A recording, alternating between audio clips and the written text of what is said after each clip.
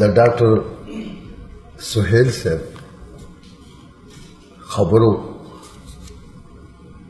ډاډګیرنه راکړه. ما وی چې دا نظم خو ما 1988 کې لیکلی دی، خو آیا د دې اوس ضرورت شته دی چې زه یې د خلکو ته ووایم؟ خو اوس چې دا سهیل شاه صاحب دا خبرې مې واورېده او د دې تحقیق مې واورېده، نو زما خیال دی چې دا د جمهوریت د بقا دپاره لومړی جنګ دی، نو د دې جنګ هیرول نه دی پکار، او دا چې دی نو دا کول پکار دی. ما د دې په سلسله کې په 1988 کې دا نظم لیکلی دی او څو ځایه مې ورولی دی او په دې باندې راته فخر حاصل دی چې په ګلبېله کې مې اورو نو باچا خان ناست و. نو باچا خان هلته کې یو ارباب صاحب تاج محمد هغه له یې هغه ورکړو، مونږ کمپین چلو، الیکشن کمپین هم چلو. باچا خان ناست و، نو چې بیا را سره موټر کې ورسره تللی مو بیا ورسره را روان و. نو ما ته وایي چې تا خو هلکه تا خو ډېر ښایسته نظم لیکلی دی، خو داسې لږې ګوتې پکې لږې نورې ووخه. نو ما چې خدایه پاکه نور پکې څه وکړمه، خو بابا د الله تعالی په جنتونو کې نور انسټرکشنز یې راله را نه کړل چې دا پکې وکړه. نو ما همغه نظم مې ازه ښکلی خو یې ورته ویلی دی، نو دغه کافي ده، دغه سرټیفیکټ کافي دی. دا حضرت امام حسین علیه السلام ته التجا چې ای د پاک رسول د پاکې لور د پاک ځیګر غوښې، ای د پاک رسول د پاکې لور د پاک ځیګر غوښې، ای چې کربلا د په پاکو وینو سره پرته، ای چې د یزید ظلم ته لوړ سر د راټیټ نه شو، ای چې د غیرت دنیا به ستا وي منجره پرته. نو ورځ کې د محشر چې دا دنیا همه راپورته شي، ورځ کې د محشر چې دا دنیا همه راپورته شي، ته به یې ترې مخکې شهیدان چې به پیشی لځي، زه هم التجا یوه لرم ښه به یې اورې ته، ولې چې فریاد د یتیم عرش لځي کرسی لځي. نو کله چې ته خپل علمدار بیا یې د انصاف په لور، کله چې ته خپل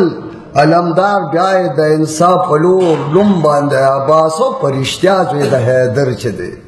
نو دوی سره زمونږ سپین ملنګ ورې ملګری کړه، هغه په بابړه حلال شوي دلاور چې دی. کله چې ته خپل علمدار بیا یې د انصاف په لور، نوم باندې عباس او په رښتیا زوی د حیدر چې دی،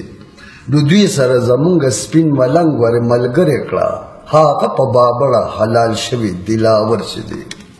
نو کله چې شهید علي اکبر د ګل غوټۍ چې وه، کله چې شهید علي اکبر د ګل غوټۍ چې وه، درومي دوی دربار ته اورېدو د فیصلې لره، نو دغه وخت زمون حمیدالله چې په شنه شونډه و، هیر لکه تاجداره خدای دپاره بې سرې لره. نو کله شاه قاسم پرې کړی سر چې په تلي کې وړي، کله شاه قاسم پرې کړی سر چې په تلي کې وړي، هغه چې پرتې په ډولۍ وې د خپل تن وینې، نو خوا کې ورسره مې د بابړې زلمي ودروه، چا چې په وطن باندې کړې توی د خپل بدن وینې. نو کله چې بیبي زینب د خپل حال ګواهي کوي، نو یاد به هغه وخت کړي سرتور سر چې په زندان کې وه، نو زمونږ خویندې میندې هم سرتورې ورسره به وي، سرنګ کربلا چې د بابړې په میدان کې وه. نو خپل علي اصغر چې کله ته غېږ کې راواخلې، نو هغه خپې او لاس چې یې په وینو لمبېدلي وو، نو زمونږ د څلوېښتۍ ماشومان هم په غېږ کې ونیسه، چا چې بې ګناه راله بابړه کې ویشتلي وو. نو کله چې عابد بیمار د جیل یاداشت نه پاسي، نو هغه په سرو اوښو یې وینځلې د مخ نور چې وو، نو دغلته زمونږ روکې جالس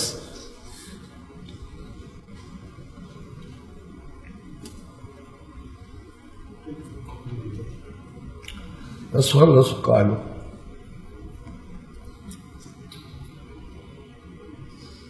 جیل کې پروت و. پلار یې مور یې وړول یا به ورته بار راست.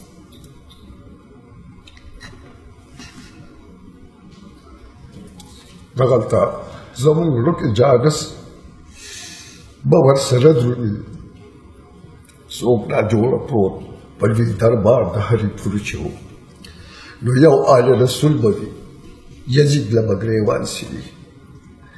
یو آل رسول به وي یزید له به ګریوان سي او بل به پښتانه وي پاک رسول ته به ګیریان کوي نو یو به پاک حسین وي مظلومان به تر چاپېره وي او بل به باچا خان ورته بیان د قیوم خان کوي